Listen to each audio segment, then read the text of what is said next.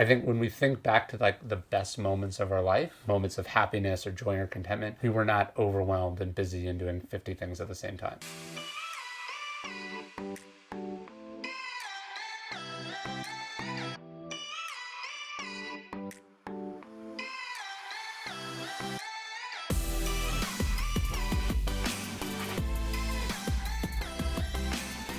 Good morning, good life. Welcome back to AmyTV, where we come together to help you go after the life you want. This is a very special episode of AmyTV. I recently, you may have seen during Vlogmas, so kind of recently, visited Austin, Texas to interview one of my philosophic mentors, or I should say digital mentors or author mentors, and that is Ryan Holiday. All right, so you'll like this because this is like after your own heart. All right, so he says, at dawn, when you have trouble getting out of bed, tell yourself, I have to go to work as a human being. What do I have to complain of if I'm going to do what I was born for, the things I was brought into the world to do? Or is this what I was created for, to huddle under the blankets and stay warm? And he goes, but it's nicer here. And he says, so were you born to feel nice instead of doing things and experiencing them? Why aren't you running to do what your nature demands? And he says, but we have to sleep sometimes. And then he goes, agreed, but nature set a limit on that as it did on eating and drinking, and you're over the limit. You've had more than enough, but not of working. There you're still below your quota. And he says, you don't love yourself enough. People who love what they do wear themselves down doing it. They even forget to wash and eat. Ryan welcomed us into his home so that I could talk to him about his book, Stillness is the Key, but more specifically, stillness as a whole and how it pertains to productivity, because they sound very not the same. So I wanted to ask Ryan what it means to use stillness to propel you into a productive life and what that looks like. Not only that, he actually shares 3 tips for how you can get started with being more still for a productive life right now. Before we get into that, I just want to say thank you so much for those of you who subscribe to AmyTV. You are helping us get to our 1 million goal, where we want to help 1 million people go after the life that they want. So by subscribing, you help us figure out if we've achieved that goal yet, and we get closer and closer every day. So if you haven't already, please subscribe. If you know anyone who would benefit from the conversations we have around here, let them know to subscribe as well. All right, let's go back to my time with Ryan Holiday in Austin, Texas, so we can talk about what it means to leverage stillness to be more productive. Ryan Holiday, thanks for having me. Yeah, of course. No, I'm so excited to see your bookshelf. Yes. My audience doesn't always approve of mine because I actually turn the spines the opposite direction. So Like- it's like all white. All you see is pages. Why would you do that? Well, color balance for one. Okay. But how do you know where the books are? I just know. I just know which books are which. So mine is themes, descending by height. Oh, wow. Sometimes people mess with them, unfortunately. And then I didn't plan super well for like how sections would expand. Yeah. So they filled up. So that's why some are sideways. And then I had the exact same setup at my other house. So this is like But like half. all different books. Yes. Oh, okay. This is like So half the collection. So it's like if you're searching the Ryan Holiday library, you have to go to this location for something. Yeah, no, sometimes I'll need something for like that I'm writing, and I'll be like, I need that. And I'll be like, it's not here. I'll have to drive to go get it. Okay, so I just finished reading Stillness is the Key. Oh, thank you. Which is your what book? I think 9. 9. Yes, I like, think 9. That's tremendous. And I was actually a little bit nervous to read it. I have been reading every single day The Daily Stoic, which is your page a day, Yes. which is a great introduction, I think, to Stoicism and philosophy. But I was worried that Stillness is the Key was going to be a little bit harder to chew. And so Okay. I just want to say how you do such a great job of breaking this down. It's very actionable. I found the book to be a really easy way to start thinking about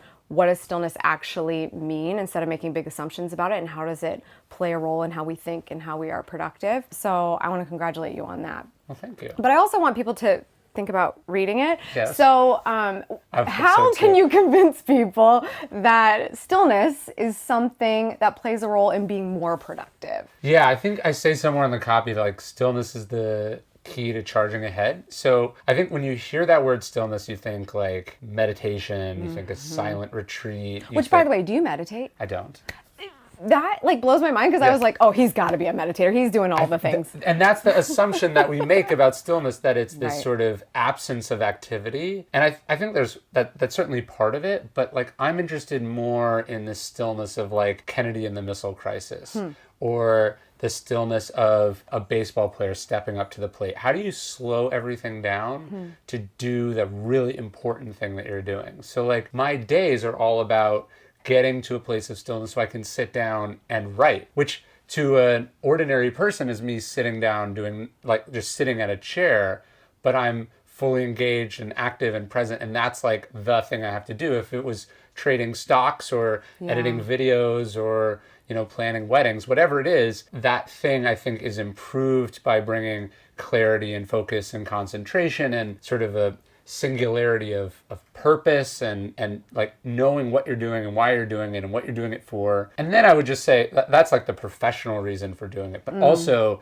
I think when we think back to like the best moments of our life, moments of happiness or joy or contentment, we were not overwhelmed and busy and doing 50 things at the same time. So it's really, I think what I'm hearing is you're trying to prepare yourself for a task by slowing down in order to really focus on it, rather than just sort of the rush of do the thing, which I will admit I'm very good at busying myself. It's like calendar blocking is my whole thing, and I think it helps me be more productive in some ways, but in other ways I'm starting a task maybe before I've even kind of set myself up to think about it. Yeah, like when you hear athletes talk about like how did you do that? They're like, well, the game slowed down for me. I tuned everything else out. And so I think we want to bring that to the tasks that we're doing. And it's fine to have a busy calendar, right? I think Kennedy's very busy, right? But it's how can you be still in the thing you're doing in the moment that you're doing it. If you're giving a talk, you have to be fully locked in on giving that talk. You can't be thinking about what the audience is thinking about you. You can't be thinking about the flight that you have to catch afterwards. You can't be hanging on to the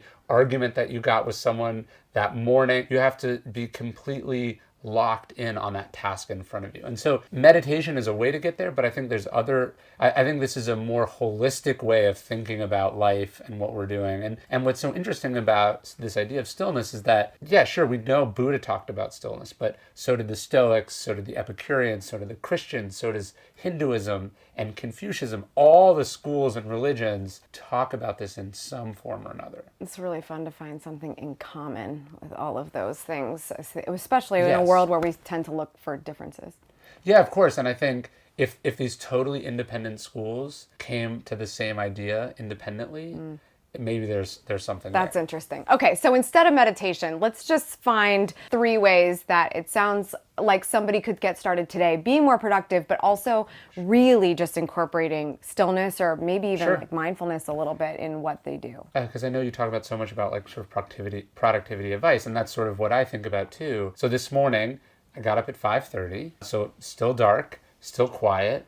And the first thing I did this morning, sometimes I do them in different orders, but I sat down with a journal and I just spent about 5 or 10 minutes just writing in a journal. Like some stressful things that I dealt with the day before, some things I was trying to make sure I did right today, just some thoughts I was having. Just sitting down with that blank page is really great. And it might not feel like getting up early is its own way to stillness, but it is. Like I woke up before there were any emails, right? I woke up before I had any phone calls. I didn't wake up and then immediately have to go do something. I was up before the day. You know what I mean? And so that was a huge one for me. The next thing I did, I took I have 2 young kids. We went for a walk. I think we walked about 3.5 miles outside on a dirt road. We watched the sun come up.